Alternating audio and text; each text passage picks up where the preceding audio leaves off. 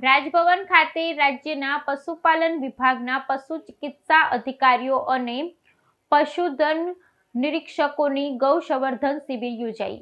રાજભવન ખાતે રાજ્યના પશુપાલન વિભાગના પશુ ચિકિત્સા અધિકારીઓ અને પશુધન નિરીક્ષકોની ગૌસંવર્ધન શિબિર યોજાઈ।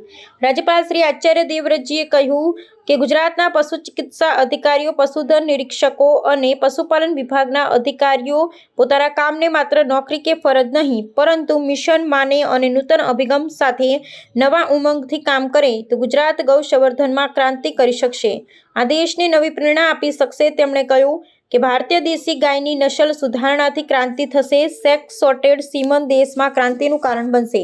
ગુજરાત સરકાર ₹700ના મૂલ્યના સેક્સ સોર્ટેડ સીમનનો ડોઝ માત્ર ₹50માં પશુપાલકોને ઉપલબ્ધ કરાવે છે, જે અત્યંત પ્રશંસનીય છે।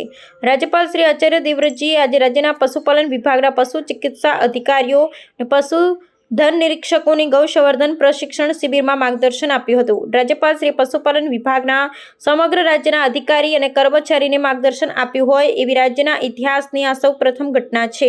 રાજભવનમાં યોજાયેલી આ શિબિરમાં અમદાવાદ, ગાંધીનગર, સાબરકાંઠા, અરવલ્લી, ખેડા અને મહીસાગર જિલ્લાના અધિકારીઓ, કર્મચારીઓએ રૂબરૂ ભાગ લીધો હતો, જ્યારે રાજ્યના અન્ય જિલ્લાના 1800થી વધુ પશુપાલન અધિકારીઓ, કર્મચારીઓ વર્ચ્યુઅલી ઓનલાઈન જોડાયા હતા। રાજ્યપાલ શ્રી આચાર્ય દેવવ્રતજીએ કહ્યું કે ભારત જેવા ખેતી પ્રધાન દેશમાં પશુપાલન અને ખેતી એકબીજાના પૂરક છે। પ્રવર્તમાન પરિસ્થિતિમાં રાસાયણિક ખાતર અને જંતુનાશક દવાઓનો બેફામ ઉપયોગથી માનવ આરોગ્ય, પર્યાવરણ અને પ્રકૃતિ સામે ગંભીર પ્રશ્નો ઊભા થઈ રહ્યા છે, ત્યારે એકમાત્ર પ્રાકૃતિક કૃષિ પદ્ધતિથી જ તમામ સમસ્યાઓનું સમાધાન છે।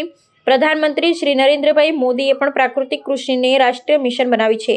પ્રાકૃતિક ખેતી પદ્ધતિ દેશી ગાય વિના સંભવ જ નથી। જો દેશી ગાય ખેડૂતોને ખૂંટે બાંધશે તો જ પ્રાકૃતિક ખેતી સફળ થશે અને દેશી ગાય ઉત્પાદક બનશે, લાભદાયી થશે તો જ પશુપાલકો ગોપાલન કરશે। દેશી ગાયની ઉત્પાદકતા વધારવા, તેની નસલ સુધારવી અનિવાર્ય છે। આ માટે પશુપાલન વિભાગ મિશન ભાવથી કામ કરે એ જરૂરી છે। પશુપાલન વિભાગના અધિકારી અને કર્મચારીનો પ્રામાણિક પુરુષાર્થ પશુપાલકને 10 વર્ષ આગળ લઈ જશે, અન્યથા પશુપાલક 10 વર્ષ પાછળ રહી જશે।